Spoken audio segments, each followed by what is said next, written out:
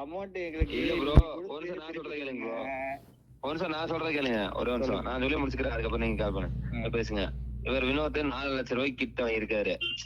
உங்களுக்கு எவ்வளவு கொடுத்திருக்காரு வண்டி? எவ்வளவுப்பா நான் கொடுத்துருக்காரு? 3.5 கொடுத்திருக்காரு. இப்ப போட்டோம்னா அவன் காசு கொடுத்துருவான். நம்ம உடைக்க போட்டு அதுக்கப்புறம் திரும்பி போனா பெரிய பிரச்சனை ஆயிரும்.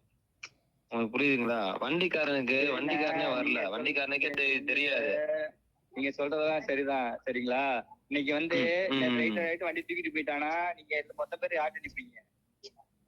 கண்டிப்பா கண்டிப்பா புரியுது. நீங்க உடைக்க போறதுக்கு நீங்க பேசுறீங்கல்ல, மொத்த நேத்து ரைட் தூக்கிட்டு எனக்கு தெரியும் தூக்கிட்டு போயிட்டானா மொத்த பேர் யார்கிட்ட வந்து நிப்பீங்க? ப்ரோ நான் அவனுக்கு சப்போர்ட் பண்ணல ப்ரோ, நான் சப்போர்ட் பண்ணல. நான் யாருக்கு சப்போர்ட் கேட்கல. இதே தேவையில்லாத வேலை.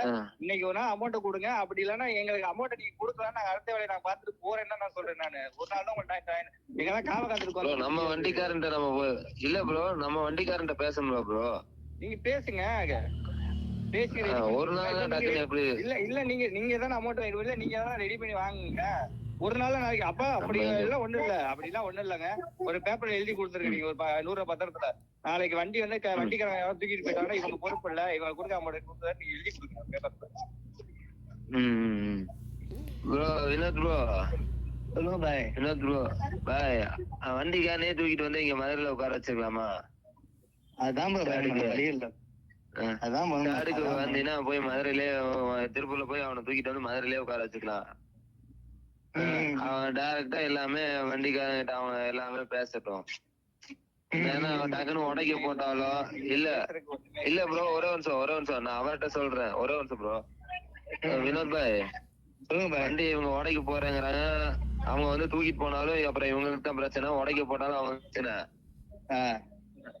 அவனை தூக்கிட்டு வந்து உட்கார வச்சிருவோம், வச்சுட்டு காசை கொடுத்துட்டு வண்டி எடுத்துட்டு போய்க்கோ அப்படின்னு சொல்லிடுவோம்.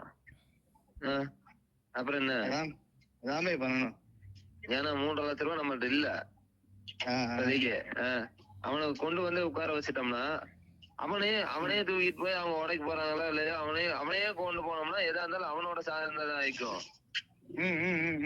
உனக்கு புரியுதா பாய்? நம்ம சும்மா கூட போகலாம், ஆனா ஃபுல் அண்ட் ஃபுல் வண்டிக்காரனோட தான் கூட போயிருக்கோம் அப்படின்னு ஒரு கணக்கு இருக்குது. நம்ம வீடியோ எல்லாமே எடுத்து வச்சுக்க வேண்டியதான்.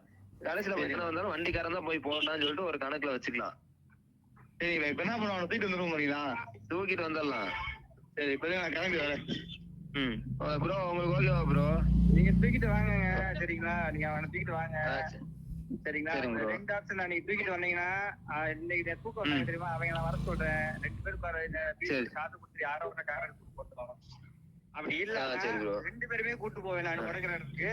2 பேருமே உடைக்கிற காசை வாங்கிட்டு நான் காசை எடுத்துட்டு கையில அவ்வளவுதான் கேஷுவல் முடிஞ்சிடும். அதனால வண்டிக்காரனே நான் கூட்டு வரேன். ஏன்னா உங்களுக்கு பிரச்சனை இருக்கக்கூடாது, யாருக்கு பிரச்சனை இருக்கக்கூடாது.